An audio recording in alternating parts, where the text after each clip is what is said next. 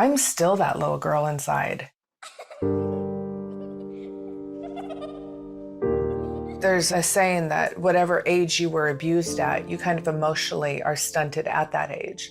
So I'm pretty much always that 9-year-old or that 13-year-old girl. So I remember.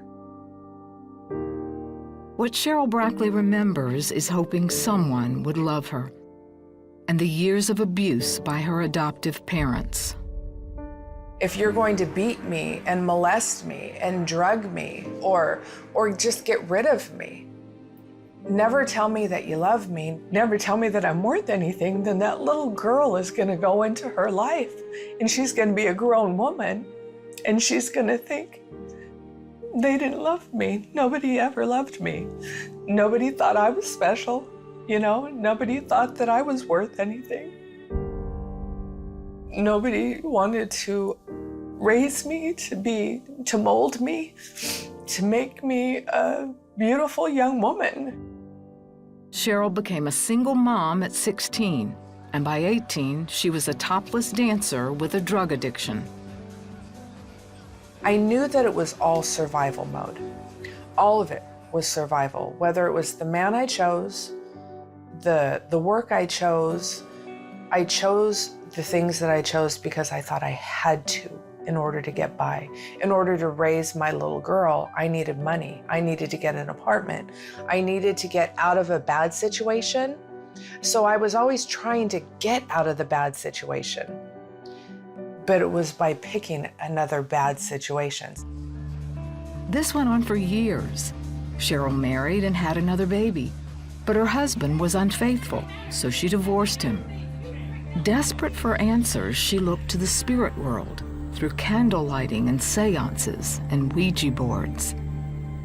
I thought that I was getting in tune with angelic creatures and I was getting actual answers, but then something else came in the home. It was very, very dark and it was very, very scary. Black blobs going across the doors, TVs turning on that weren't working and weren't plugged in. They were scaring me and they were scaring my children. Sheryl stopped the occult activities, but the evil remained. Even her addiction to methamphetamines didn't numb the terror. I remember the deep, extreme, dark, gut wrenching feeling of being scared, alone, and exhausted, and just can't take one more minute, not one more minute. I was empty. There was nothing left. One night, after everyone had gone to bed, Sheryl decided to kill herself.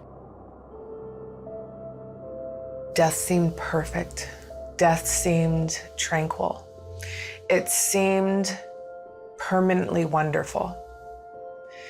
But at the same time, it still felt lonely. She put the razor blade on her wrist. Then she hesitated. I said, okay, if there is a God, rescue me. Stop me. All of a sudden my TV turns on and the guy goes, "You out there." And I went, he said, "Yeah, you, now raise your hand." So I raised my hand and all of a sudden I started shaking. My whole body just started super shaking. I felt so hot, it hurt. I dropped the razor.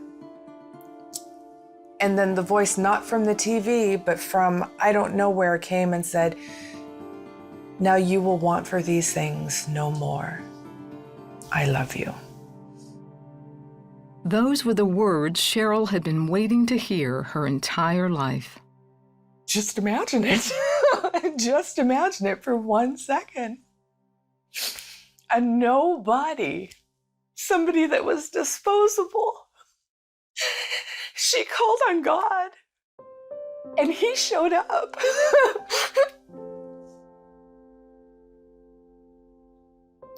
Everything wonderful. I felt at that moment. I felt that that little girl that needed to hear that you're everything wonderful, that you're worth it, mean that you have a calling, that there's a purpose. At that moment, I felt all of that. You will want for these things no more, you know? And then he said to follow the mountain until you see my name. And I'm going, oh my God, what's his name? What's his name? That morning, she piled her family into the car and did as the voice told her.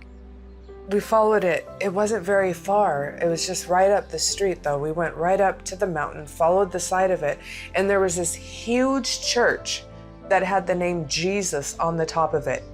Now remember when he said, you want for these things no more, I love you. Now follow the mountain until you see my name. Oh, what? And that heat came over me again. So powerfully strong. I said, we're here. This is him. His name is Jesus. Jesus is real. Jesus is real.